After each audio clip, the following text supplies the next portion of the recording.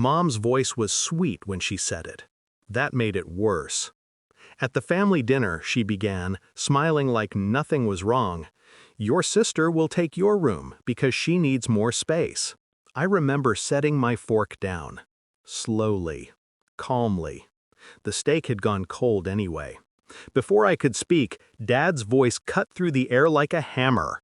"Agree or get out of this house." Everyone froze. Except me. I didn't yell, I didn't beg, I just smiled. And that smile scared my sister more than any word could have. I left that night with a small suitcase and a silence that felt heavier than rage. I didn't take much, just my laptop, my savings, and the key to every door they thought I'd never walk through again. You see, I wasn't angry because they took my room. I was angry because it confirmed what I'd known for years. I wasn't family. I was an obligation, a placeholder. My sister, Emma, was the golden child. Spoiled, loud, entitled. She didn't earn anything, she demanded it. And my parents always gave in.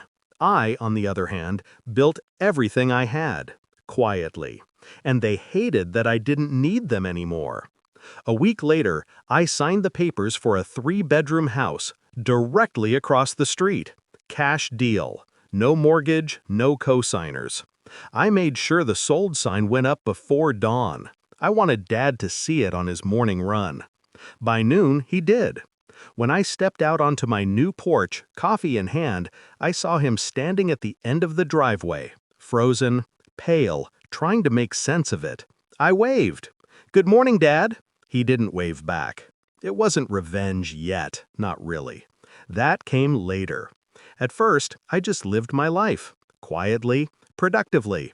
I worked from home. I'm a structural designer, ironically the one who'd drawn the renovation plans for their kitchen years ago. Every morning I'd open my curtains, sip my coffee, and wave at them. Every night I'd see them peek through their blinds, pretending they didn't care. But they did. I watched Dad's company crumble, the same company he'd refused to let me intern at because, in his words, families shouldn't expect handouts. So I started bidding against his firm anonymously. Smaller contracts at first, then the larger ones. Within 4 months, his biggest client switched to me. Mom tried to play peacekeeper. She called one day, pretending to care. "We miss you, honey. Why don't you come by for dinner?" I almost laughed. "Dinner?" I said. "You mean the kind where you take things that don't belong to you?" She hung up. Then came the turning point. Their house went on the market. Quietly. Desperation disguised as downsizing. Dad's business was bleeding, Mom's savings were gone, and Emma, well, she'd crashed her new car, the one they bought with my college fund. The day the for sale sign went up, I called the realtor. Anonymous buyer, cash offer, same day. Full price. I didn't even need to move again. I just wanted the deed. When the sale closed, I waited until moving day to reveal the truth. They were packing boxes when I walked up their driveway.